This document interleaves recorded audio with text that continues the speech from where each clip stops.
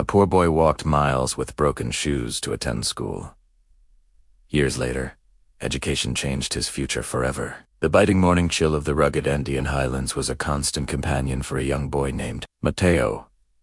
Long before the sun crested the snow-dusted peaks, his day began. His home, a humble adobe structure with a thatched roof, offered little defense against the cold that seeped through the cracks in the walls. His family, though rich in love and tradition, possessed very little in material wealth. Their life was one of subsistence farming, a daily struggle against the unforgiving mountain terrain. Every potato harvested, every kernel of corn grown, was a small victory against poverty. Mateo, with his bright, curious eyes and a spirit that seemed to burn warmer than any hearth fire, understood his family's plight from a young age. He saw the weariness etched on his father's face and the calloused hands of his mother. Yet, within him, a different kind of hunger grew, a hunger for knowledge, for a world that extended beyond the familiar slopes of his village. This hunger was what propelled him out of his warm bed each morning. His destination was a small, one-room schoolhouse in a neighboring village,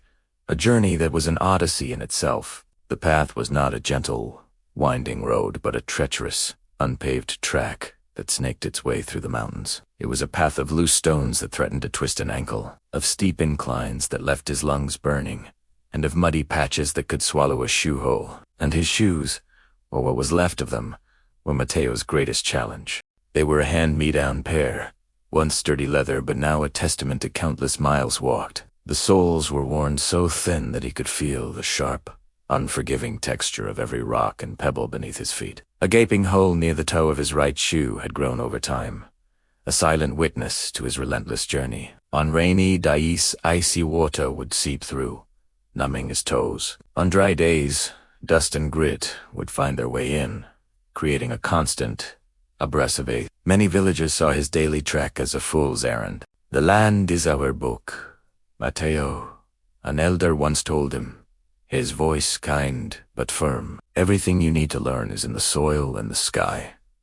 They believed in the old ways, in the practical knowledge passed down through generations. To them, the formal education offered in that distant schoolhouse was an abstract luxury, a distraction from the essential tasks of survival. But Mateo saw it differently. He respected the wisdom of his elders, but he also glimpsed something more. The few tattered books he had seen, filled with strange symbols and incredible stories, spoke of a world vast and filled with possibilities he couldn't yet imagine. He believed that education was not a replacement for his heritage, but a tool that could empower it, a bridge that could connect his small village to the wider world. So, with his broken shoes and a heart full of determination, he walked. He walked past the skeptical glances, his focus fixed on the promise of the classroom. The schoolhouse itself was a stark, simple building, but to Mateo, it was a palace of wisdom. His teacher, Senora Carmen, was a woman whose passion for education was as fierce as the mountain winds. She saw the same fire in Mateo's eyes. She noticed his tattered shoes and the dust that always coated his trousers,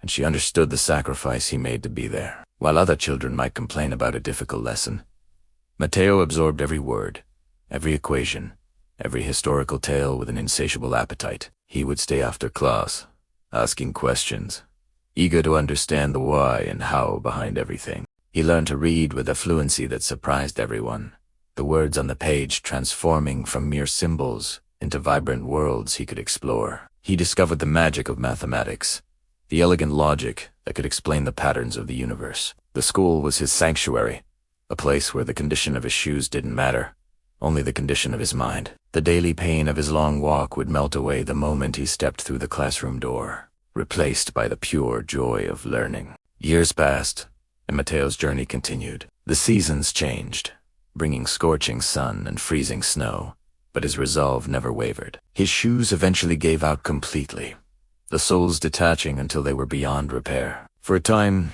he made the journey barefoot, his feet becoming tough and calloused, a map of his dedication. His family, seeing his unwavering commitment, pooled their meager resources to buy him a new Steward pair. Holding them in his hands, Mateo felt a wave of gratitude so profound it brought tears to his eyes. They weren't just shoes, they were a symbol of his family's belief in him, a tangible representation of their shared dream for his future. This sacrifice only strengthened his determination.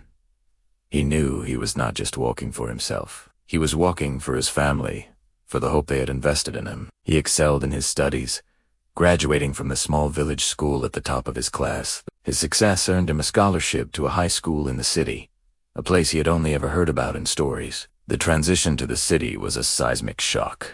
The towering buildings, the roaring traffic, the sheer number of people, it was a world away from the quiet serenity of his mountain home. He felt like a stranger in a foreign land, and the sophisticated, well-dressed city students often looked down on the boy with the simple clothes and thick rural accent. The old feelings of inadequacy, born from his poverty, crept back in. He missed the mountains, the familiar faces of his village, the reassuring presence of his family. There were nights when loneliness felt like a physical weight, and he questioned if he had made the right choice. But then, he would remember the long walk in his broken shoes. He would remember the cold, the pain, and the unwavering belief that had pushed him forward. That memory became his anchor in the turbulent sea of city life. It reminded him that he had faced far greater obstacles than the condescending smirks of his classmates. He channeled his homesickness and frustration into his studies, working with a relentless focus that soon began to pay off. He discovered a passion for engineering,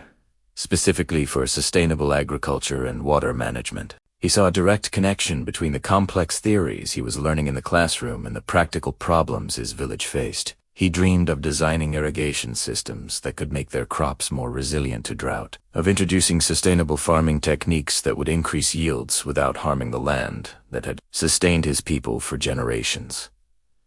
This vision gave his education a profound sense of purpose. He wasn't just learning for his own advancement. He was learning to go back, to serve, to uplift the community that had raised him. This purpose became his driving force, pushing him to graduate with honors and earn another scholarship, this time to a prestigious university. There, he honed his skills, collaborating with brilliant minds from around the world, but his heart remained in the Andes.